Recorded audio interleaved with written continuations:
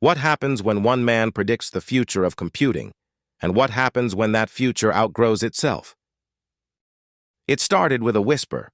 Not in a lab, not in a boardroom, but in a quiet article, buried in the pages of Electronics magazine, April 19, 1965. Gordon Moore wasn't trying to prophesy the future. He was trying to meet a deadline. He jotted down a simple observation, that the number of transistors on a microchip seemed to double every year, and that this exponential trend might just keep going for at least a decade. It wasn't a bold prediction. It wasn't even called a law. It was a guess, almost casual. And yet, that one sentence would shape the world more than most revolutions. This is the story of how one man charted the course for Silicon civilization, and what happens when that map no longer applies. I'm Jim, and this is History Decoded. Gordon Moore wasn't a rock star CEO or a theatrical inventor. He was an unassuming chemist from San Francisco who just saw things clearly. Alongside Robert Noyce, he co-founded Intel in 1968 in a nondescript office in Mountain View. At the time, computing was bulky, slow, expensive. The idea of a personal computer? Laughable. But Moore's observation, soon canonized as Moore's Law, became the industry's North Star. Not just a prediction, a promise. Every 2 years, chips would get faster, smaller, cheaper. It was both prophecy and self-fulfilling mandate. Engineers didn't just follow the law, they raced to uphold it. By the 1980s, this invisible force was visible everywhere, in the shrinking of supercomputers into desktops, and then into laptops, then phones. Transistors went from the size of fingernails to the size of viruses. Tech titans like Apple, Microsoft, and yes, Intel itself, owed their rise to the relentless drumbeat of Moore's Law. It was silicon alchemy, a golden age. But what happens when exponential growth hits a wall? Here's where it gets eerie. By the mid-2010s, whispers began to swirl in labs and think tanks. Moore's Law is slowing down. Then came the murmurs, it's dead. Chip makers were struggling. Shrinking transistors further meant confronting the fundamental laws of physics. Heat, leakage, quantum interference. At 5 nanometers, you're dealing with components smaller than a strand of DNA. We weren't just approaching limits, we were colliding with them.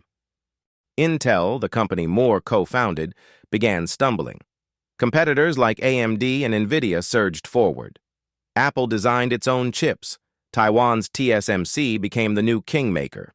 The center was shifting. But while CPUs, the classic chip central to computing, were struggling to evolve, another beast was quietly gaining power: the GPU. Originally built to render graphics in video games, the graphics processing unit had a secret talent. It could run thousands of operations in parallel. In other words, it wasn't just good at pictures, it was a powerhouse for math. And that made it perfect for something else entirely: artificial intelligence. Enter the AI revolution. Neural networks, machine learning, language models, self-driving cars. All of them ran not on traditional CPUs, but on GPUs, and later custom-built chips called TPUs, tensor processing units. These chips didn't care about Moore's Law. They were built for a different kind of scaling: architectural scaling, parallelization, data-driven computation. Suddenly, the future Moore imagined, dominated by CPUs getting ever smaller and faster, was looking sideways, not forward. The crown was slipping. And here's the twist: the very world Moore's Law made possible is now threatening to make it irrelevant.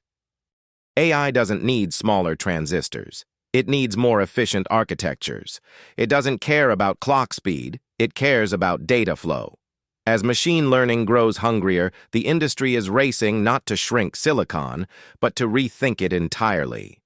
In fact, some of the most advanced AI chips today, like NVIDIA's H100 or Google's TPU v4, are not about being small, but about being vast. Data centers filled with racks of GPUs, clustered and networked across continents. Moore's Law said we'd do more with less. AI says, give me more of everything. And maybe the wildest part? Gordon Moore saw it coming. In his later years, he admitted the law couldn't last forever.